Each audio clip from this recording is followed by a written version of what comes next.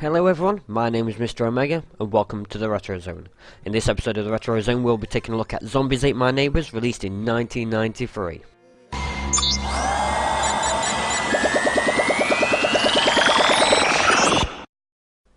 Zombies Ate My Neighbors was developed by LucasArts and published by Konami originally for the Super Nintendo and Sega Genesis, and later re-released in 2009 for the Nintendo Virtual Console.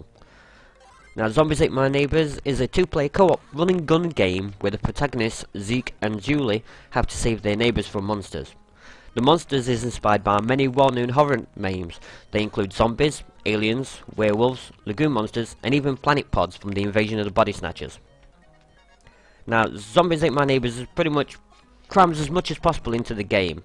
Not only is there a vast amount of enemies, there is also what seems like an arsenal of weapons to compete with any military. There's too many to list, so I'll include some that are my favourite. There's a water gun filled with holy water. How can you not like that? Chainsaws, exploding soda cans, rotten tomatoes, a weed whacker, and even a bazooka. You also have inventory space for items such as keys and health packs. There are 48 core levels in which to save your neighbours, and several bonus levels to boot. And each and every level is also humorously named after a film itself. And not just horror films. See if you can figure out the film behind the name 7 Meals for 7 Zombies. Now, the aim of each level is to save your neighbours from various monsters. The numbers of the neighbours in each level depends on how many you saved in the previous level.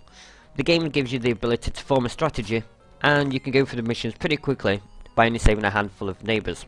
Now, to aid in saving your neighbours, the game gives you the option of displaying a radar to help locate nearby neighbours. That's not to mean you can see the entire map, you still have to run around. Now, the game doesn't allow for saving the game. However, it does include a password system to allow you to save your progress. After every 4 levels, you'll be given a password in which it will also save the amount of neighbours you've saved. Now, via the password, you can skip to the end of the game. However, when you start with a password, you only start with the weapons and ammo you would if you start the game on the first level. So you may want to start from a previous password and run through some levels to collect more items, and then continue your progress.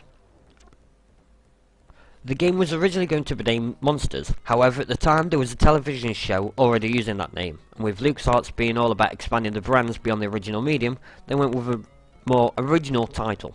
Although the name of the game is Zombie Ate My Neighbors, the name was changed in various markets such as Europe and Australia. Now, there's 2 possible reasons for that. Firstly is your generic censorship of games where the games couldn't be advertised to the younger audience portraying violence. However, Mike Ebert, one of the game designers, has gone on record saying that the company handling sales in Europe wanted a simple name, and so they changed it to Zombies. Zombies Ate My Neighbor is not just your typical zombie shoot 'em up, and that's why it's become a cult classic and is still played by die-hard fans to this day. If you haven't gathered already, this game is pretty much what you would get if you mated any horror B-movie with Contra.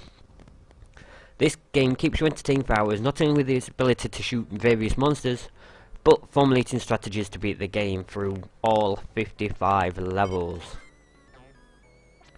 As always, thanks for joining me in the past. Now it's time to take back to the present.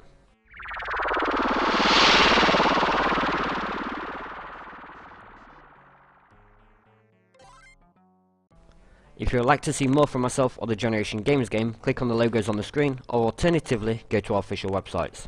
Mr. Omega can be found at omegasmash.net, and the Generation Gamers game can be found at generationgamersgame.com.